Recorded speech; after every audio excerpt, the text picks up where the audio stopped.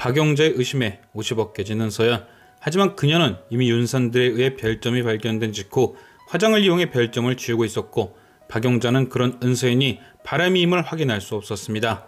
한편 박용자가 은서연을 의심하는 것처럼 정모연의 존재를 의심하던 강백사는 마대근을 시켜 다시 한번 S그룹의 CCTV를 확인시키는데요. 이번에도 마대근은 서윤이는 죽었다며 CCTV에 아무것도 나와있지 않다고 보고했죠.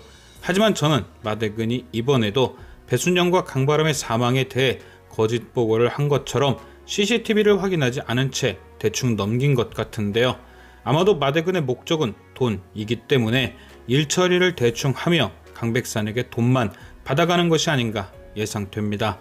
그러니까 지금 서윤이가 살아있는 게 밝혀지면 예전 서윤이 사망 당시 자신이 똑바로 서윤이를 확인하지 않은 것이 들킬까 대충 얼버무렸던 거죠.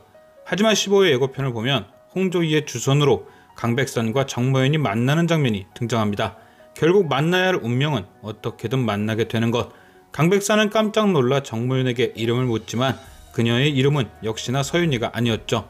그리고 홍조이라는 딸과 남편까지 있었으니 강백산도 일단은 닮은 사람이겠거니 넘어갈 겁니다.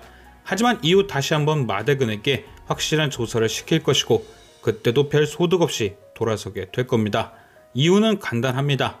처음 서윤이를 구했던 사람, 즉 홍조이의 아빠가 어떤 이유에서인진 몰라도 서윤이를 정모연으로 확실히 바꾸어 놓았기 때문이죠.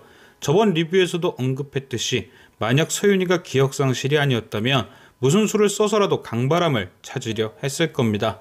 서윤이는 강바람을 박용자가 데려갔다는 걸 알고 있으니까요. 결국 서윤이는 사건 당일 쓰러진 뒤 바로 기억상실에 빠진 것이 분명하고, 홍조이의 아빠는 죽은 홍조이의 엄마 대신 서윤이를 정모연으로 만든 것이겠죠. 즉 정모연이란 신분 자체가 원래 홍조이의 친엄마였을 거란 것. 아마도 홍조이의 친엄마는 그녀를 낳다가 혹은 불의의 사고로 세상을 떠났고, 홍조이의 아빠는 때마침 기억을 잃은 서윤이를 구하게 되면서 어차피 아무것도 기억을 못하는 사람이니 홍조이의 엄마로 만들어 준 것이죠. 발견 당시 모습을 보아 누군가에게 쫓기고 있던 것이 분명하니 서윤이가 죽은 것처럼 그녀의 신발을 이용해 쫓는 자들이 그녀가 죽었다고 생각하게끔 만들어 더 이상 찾지 못하게도 만든 것이고요. 그러니 아마도 마대근이 정모연에 대해 뒤를 더 캔다고 하더라도 더 이상 나올 게 없는 거죠. 신분상으론 홍조이의 친엄마, 정모연에 대한 신상뿐일 테니까요. 마치 바람이가 은서연으로 살고 있듯이 서윤이도 정모연으로 살고 있는 겁니다. 하지만 지난 30년은 서윤이에 관한 어떤 과거도 마주친 적이 없어 기억이 돌아오지 않았지만 앞으로 강백산과 계속 마주치게 되면 잃었던 기억도 점점 돌아올 테고, 무엇보다 은서연이 정모연과 마주치게 되면 반전이 시작되겠죠.